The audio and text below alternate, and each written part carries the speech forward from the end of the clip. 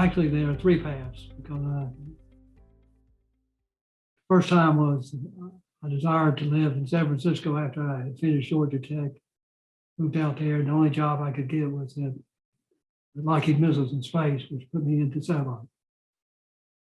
The second time I had moved back to Atlanta, and a friend of mine at school, we were after a football game, asked me if he knew I had worked in satellite, and he was working at Scientific Atlanta and said, "We're looking for an engineering manager for our new Earth Station division. Would you be interested?" Then went through there. That was about 15 years there. Then I sold my company, moved to Asheville, and just happened to be driving by in Florida. Saw a logo of a past customer, satellite news gathering, pulled in to visit him, and he asked me if I would do a very lightweight positioner for him. So those were the three different times that I entered satellite.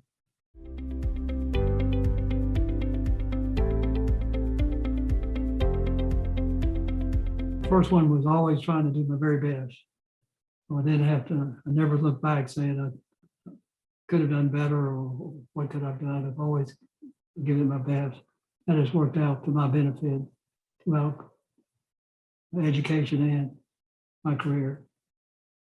The other thing that I used, my first degree at Georgia Tech was in product design. I had a very fortunate experience being trained by an ex-instructor and student from the Bauhaus, the famous German school of design, and he gave me a very unusual education on how to approach problems. Started out in the Bauhaus in 1919, and it was developed there until Hitler chased all of the instructors and students out of Germany, and they ended up in the US. And now it has manifested itself in a term that's called design thinking. And when you're designing something, you tend to think about it's not the same as solving a problem, even though you are solving a problem.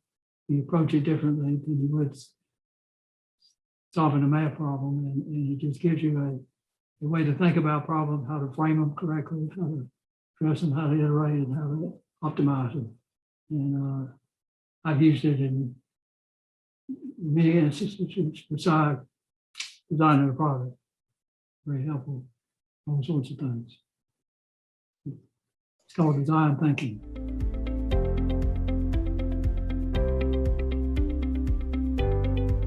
First one was probably following my intuition about people. We were doing the developing the 7-meter for Scientific Atlanta. We had to deliver one to the NAB show to be on display. Then we had to deliver 6 more to CNN to get CNN on the air, and all that was occurring in about a 2-month period.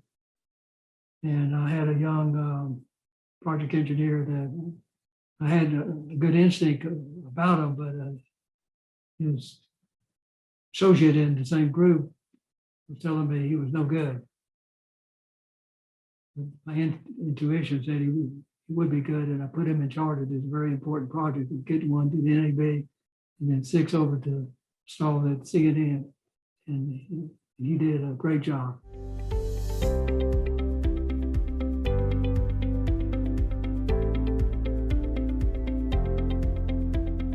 The most important thing is that hopefully he's picked the right direction to go to.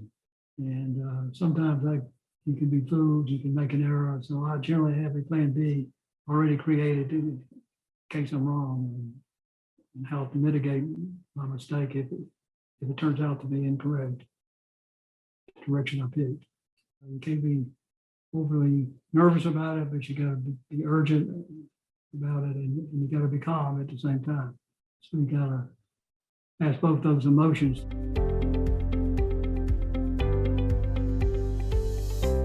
Was my exposure to the philosophy or the idea about the emotional quotient versus intelligence quotient. I accidentally stumbled on that. I had to take continuing education to keep my professional engineering license active, and of course I waited to the last minute, and one of the courses available was this course on EQ IQ. I had no idea what it was, and was in Charlotte. I drove down there, and it was really eye-opening to learn about that. I encourage everybody to read Daniel Goldman's book about EQ and IQ. Well, first of all, you got to understand yourself first, how you react to different situations, and also you can learn some generalities of how other people will react to certain situations. You have to adjust your management style sometimes to fit the EQ of a person.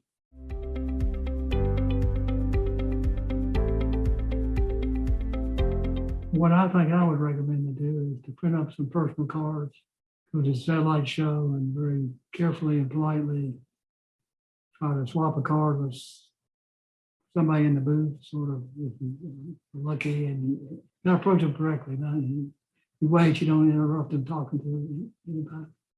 Tell them you're very interested in this industry and you think there's an opportunity, and mini interview right there on the spot and ask him if it was okay if you send him a resume.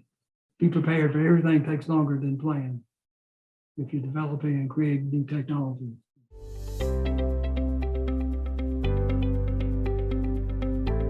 The major thing is all the satellites will be moving.